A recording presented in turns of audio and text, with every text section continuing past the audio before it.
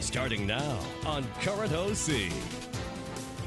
They're calling it a 100-year storm, and now residents across the region are faced with the task of rebuilding and cleaning up. I'm Shannon Farrell, and our crews were there as Hurricane Sandy made landfall in Ocean City. Hi, I'm Marley Logue at the Bill and Nancy Hughes Performing Arts Center, and coming up a bit later, I'll show you an exclusive first look at OCHS's upcoming production of A Christmas Carol. Stay tuned. Current OC starts now.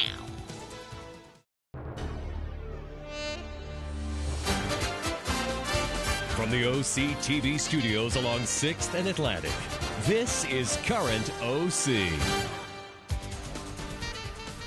Hello and welcome to Current OC.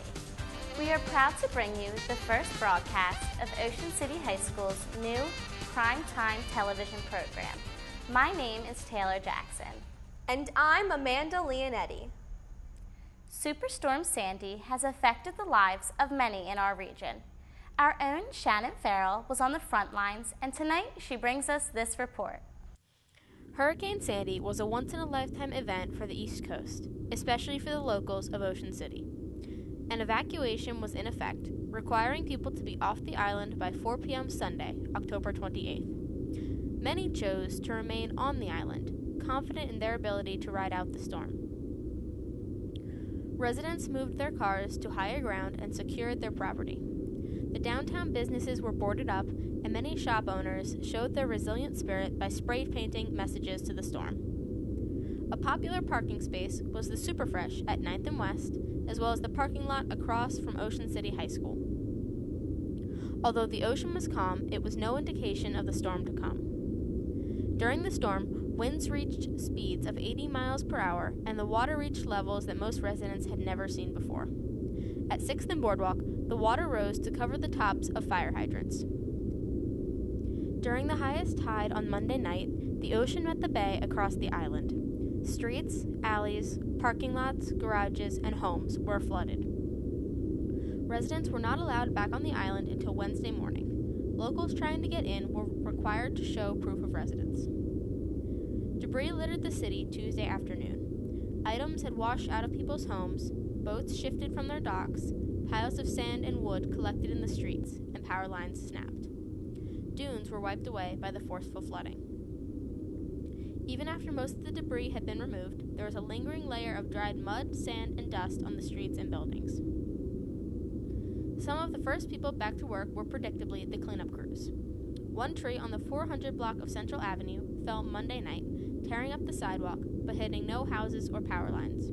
A crew was at the location by Tuesday afternoon, and by Tuesday evening, there was nothing left but a stump. Trees were a major concern for many residents, but within a short amount of time, streets that had been blocked were clear and safe. Sand brought in from the ocean tides covered the streets for days, while cleanup crews worked tirelessly to clear them. In many areas, pumps were being used to reduce the residual flooding. The postal workers returned to work quickly. As early as Wednesday morning, the mail was delivered. So they went out and they delivered as much as they could today. And we're without power here, so we're doing a lot of things makeshift. But the employees at the Ocean City Post Office are something special, and they're dedicated to the people out there in Ocean City. Throughout Hurricane Sandy and her aftermath, people have been openly reaching out to support one another. While the landscape of Ocean City has been altered, its residents have proved to be resilient people. If you would like to donate to the relief effort, please contact OCNJ Care.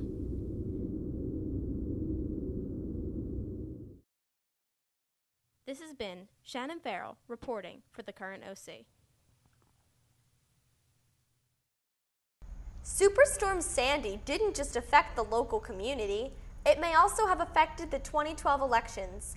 But as a high school student, I don't know about you, Taylor, but I find that politics often confuse me. I couldn't agree with you more. It can be a complex field to sometimes understand. Well, perhaps what we have for everyone next will help.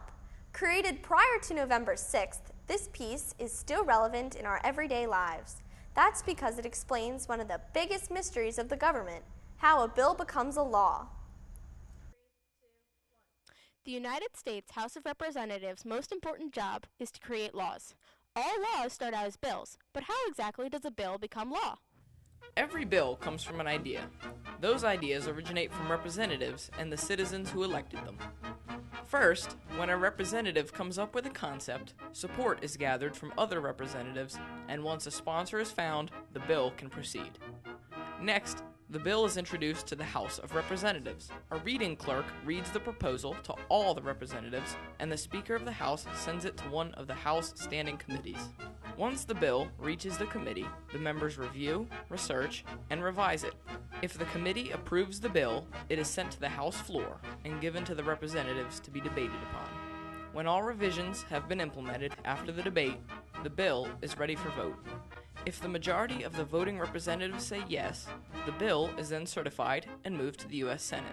It goes through many of the same steps in the Senate, and once the bill passes there, it is ready for presidential review.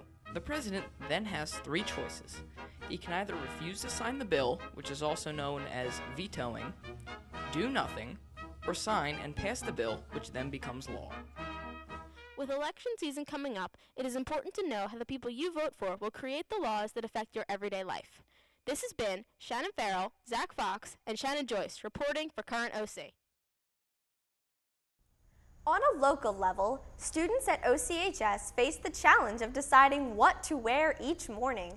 For some, it's the most challenging decision of their day.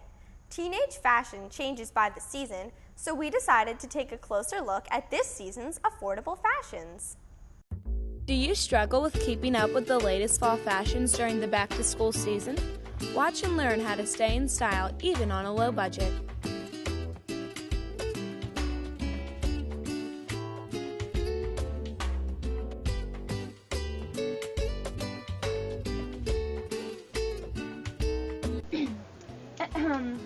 I think you're in the wrong section. This jacket is $350. I'll take it off your hands.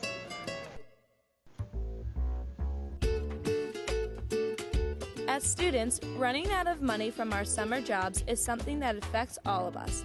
However, you don't have to sacrifice looking good because you're running out of money.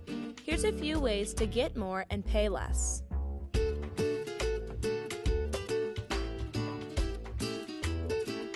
Ah, there you go, girls. Much better. An outfit like this at stores like Macy's could cost you up to $100 or more. But at TJ Maxx, Nina got a similar outfit for nearly 50% less.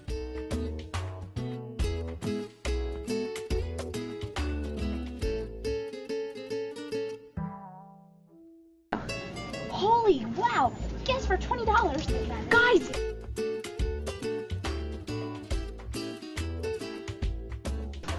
Roxy, Billabong, GC Couture, it doesn't get any better than this. Just got better.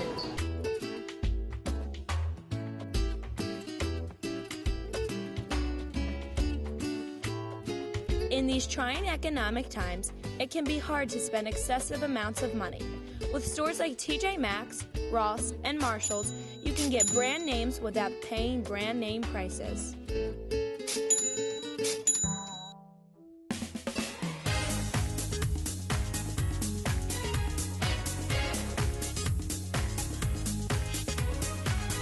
This has been Nina Backish, Angela Guido, Molly Rain, and Taylor Jackson reporting for the OC Current.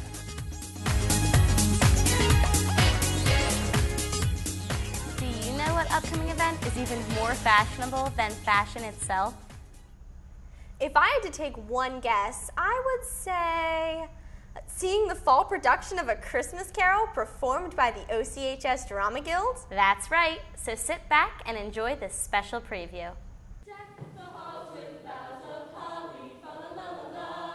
Christmas comes just once a year, but for Ebenezer Scrooge, that is just one time too many. One fateful Christmas Eve, he is haunted by 3 spirits and shown the error of his ways.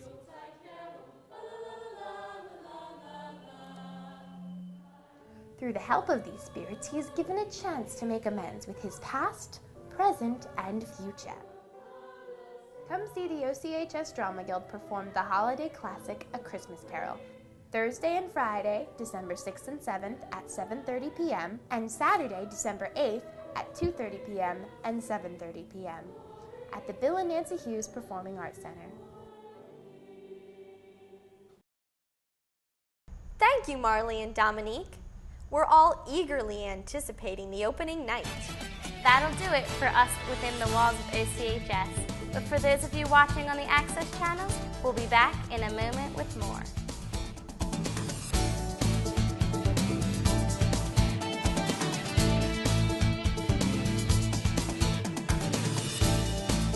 Current OC continues.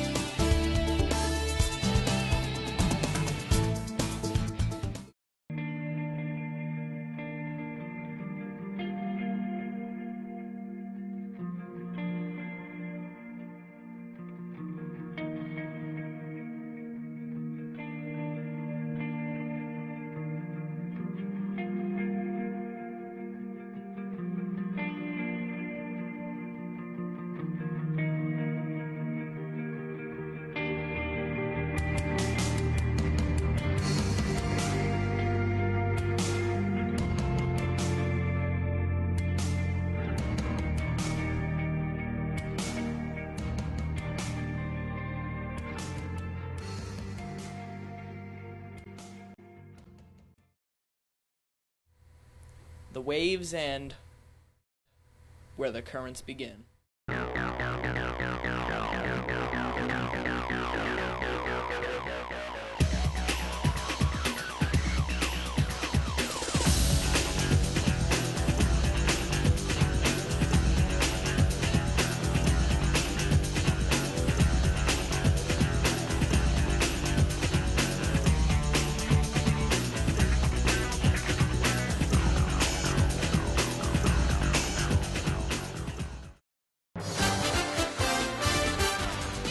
Current OC, the area's leading news magazine, continues.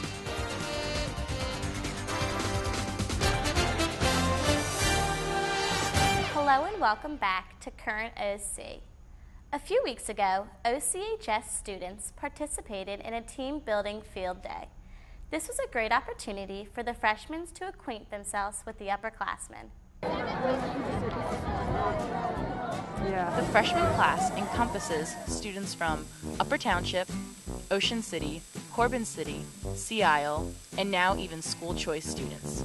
Team Building Day is a bonding experience for these pupils that will help them in their high school experience. Freshman team building isn't just a chance to unite the freshman class. It's a chance for them to interact with the upperclassmen.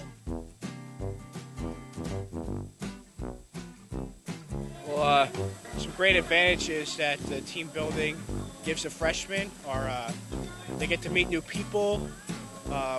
If they don't know anybody, they can just meet somebody that's new, and they have a great time. I think that's a great advantage. Having a good time is always fun. You don't really get a lot of opportunity to have recreational experiences as a new freshman in this building. So you come out here, they get some activities, they have some things they can do to help each other in some of these activities, and it gets them to work together and collaborate in a way that's non-academic. Freshman team building is an exciting experience, which both students and teachers share and remember for years to come. From all of us upperclassmen here at the Current OC, we would like to welcome the class of 2016.